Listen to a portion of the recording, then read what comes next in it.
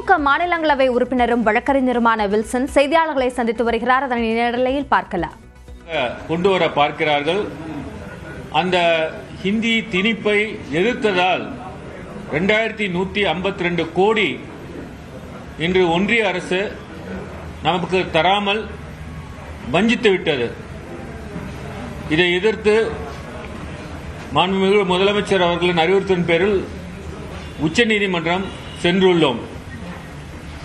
இதெல்லாம் ஏன் சொல்றேன்னா, நமக்கு தர வேண்டிய பணம், நம்முடைய உரிமைகள் எல்லாமே அவர்கள் தட்டி பறிக்கிறார்கள். அதை தான் நான் சுட்டி காட்டுறேன். நம் தமிழ்நாட்டின் பெருமையும் மாண்பையும் சிதைக்க திட்டமிடுபவர்கள் ஒரு உண்மையை மறந்து விட்டார்கள். அவர்கள் அடக்க நினைப்பது சாதாரண ஒளி அன்று, அது ஒரு உதய சூரியன். எவர் தடுத்தாலும் கதிர்கள் தடையை ஊடுருவி பிரகாசிக்கும் சூரியனின் குணமே தமிழ்நாட்டின் மக்களின் குணம். எவ்வளவு முறை எதிரிகள் முயன்றாலும் ஒவ்வொரு முறையும் அடக்குமுறைகளை தகர்த்து எழுச்சியுடன் தமிழ்நாடு எழும். நமது வானில் ஆபத்து மேகங்கள் சூழ்ந்த போதெல்லாம் இருளை அழித்து வெற்றி வெளிச்சத்தை கண்டடைந்தவர்கள் தமிழ்நாட்டு மக்கள். ஏனெனில் தமிழர்கள் வெற்றி சூத்திரமே ஒன்றுதான். ஆபத்து வரும்போதெல்லாம் நாம் ஒன்றிணைவோம். நமது எதிர்பார்ப்பின் பலம் ஒருபோதும் குன்றியதில்லை. அச்சுறுத்தப்படுத்தும் போது நாம் ஒன்றுபடுகிறோம்.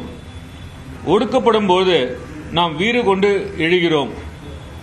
இதோ இப்பொழுது தமிழ்நாடு மீண்டும் ஒருமுறை ஒன்றாய் ஓரணியில் திரண்டு நமது மண், மொழி, மானம் மீது தொடுக்கப்படும் போருக்கு எதிராக போராடி வெல்ல தயாராகிறது. இந்த ஓரணியில் தமிழ்நாடு உடைய நோக்கமே மண், மொழி, மானம். இது மூன்றும் நாம் காக்க ஓரணியில் திரள வேண்டும் என்பதுதான். ஆயிரக்கணக்கான ஆண்டுகளாக நாம் கட்டி காத்து வந்த நமது மண்ணின் பெருமை இப்பொழுது நமது இளைஞர்களின் கையில் உள்ளது. நமது முன்னோடிகள் நமக்காக போராடியது எல்லாம் எதற்காக? வெறுமனே நாம் உயிர் வாழ்வதா? இல்லவே இல்லை. நாம் தலை நிமிர்ந்து சுயமரியாதை உணர்வோடு பெருமையுடன் வாழவே அவர்கள் போராடினர். இன்னைக்கு பாருங்க, நம்மளுடைய சரித்திரத்தை கீழடி அந்த ஆய்வுக்கு அங்கீகாரம் கொடுக்காமல் இருக்கிறார்கள். அந்த கீழடி ஆய்வுக்கு அந்த ரிப்போர்ட்டை தயார் செய்தவர் இன்று தூக்கி எறியப்படுகிறார். நம்மளுடைய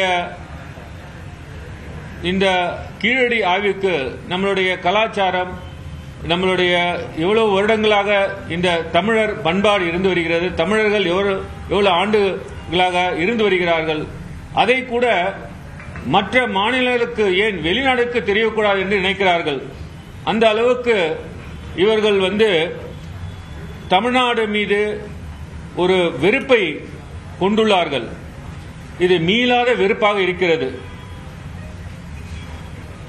இன்று அந்த போராட்டத்தை முன்னெடுப்பது நமது ஒவ்வொரு கடமையாகும். நமது குழந்தைகளுக்காகவும் இனி வரவிருக்கும் நமது தலைமுறைக்காகவும் நாம் ஒன்றுபடுவோம்.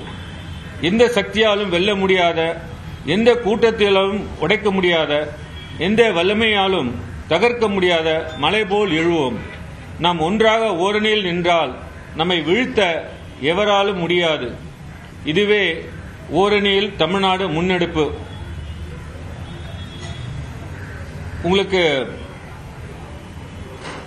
எங்களுடைய இந்த நோக்கமே எல்லோரும் ஓரணியில் திரள வேண்டும், எல்லோரும் ஒன்றாக இணைய வேண்டும், இணைந்து போராட வேண்டும் என்பதுதான் இதன் நோக்கமே. வடக்கில் பழவேற்காடு முதல் தெற்கில் கன்னியாகுமரி வரை, மேற்கில் ஆனைக்கட்டி முதல் கிழக்கில் நாகப்பட்டினம் வரை ஜாதி, மதம், அரசியல் சார்பு ஆகியவற்றை கடந்து ஓரணியில் நிற்கிறது தமிழ்நாடு. இது வெறும் பிரச்சாரம் அல்ல. தமிழ்நாடு அதன் மண், மொழி, மானம் ஆகியவற்றை பாதுகாக்க ஒன்றிணைந்து போராடி வெல்வதற்காக மாபெரும் முன்னெடுப்பு. இப்போ எங்களுடைய இலக்கு பார்த்தீங்கன்னா, அந்த 45 நாட்களில் 68,000 வாக்குச்சாவடி முகவர்கள் அவர்கள் மூலமாக 2 கோடி குடும்பங்கள் அவர்கள் 100% அவர்களில் 1 கோடி குடும்பங்களை பதிவு செய்ய வேண்டும். இந்த 2 கோடி உறுப்பினர்கள் சேர்க்கையும் அவர்கள் இதில் சேர்க்க வேண்டும் என்பது எங்களுடைய இலக்கு. 30% உறுப்பினர்கள் அனைத்து வாக்கு சாவடிகளும் இணைக்க வேண்டும். இதுதான் இந்த இலக்கு. இந்த ஓரணியில் தமிழ்நாடு என்ற முன்னெடுப்பின் மூலம் தமிழ்நாடு அனைத்து குடும்பங்களும் ஒரு குடையின் கீழ் ஒன்றாய் நாம் தமிழ்நாட்டின் மண், மொழி, மானம் காக்க ஒன்றிணைவார்கள். இந்த பரப்புரை மூலம் திமுக உறுப்பினர்கள் அனைவரும் தமிழ்நாட்டின் அனைத்து 100% குடும்பங்களை நேரில் சந்தித்து, இதோடைய நோக்கம் என்னன்னா போய் அவர்களை சேர்த்தல், உறுப்பினர் சேர்த்தல் அல்ல, அந்த குடும்பங்களை 100% குடும்பங்களை நேரடியாக சென்று அவர்கள் சந்திக்க வேண்டும். ஓரணியில் தமிழ்நாடு இயக்கத்தில் பங்கேற்குமாறு தமிழ்நாடு அரசின் உரிமையை மத்திய அரசு தட்டி பறிக்கிறது என்ற குற்றச்சாட்டை MP வில்சன் தன்னுடைய செய்தியாளர் சந்திப்பில் முன்வைத்திருக்கிறார்.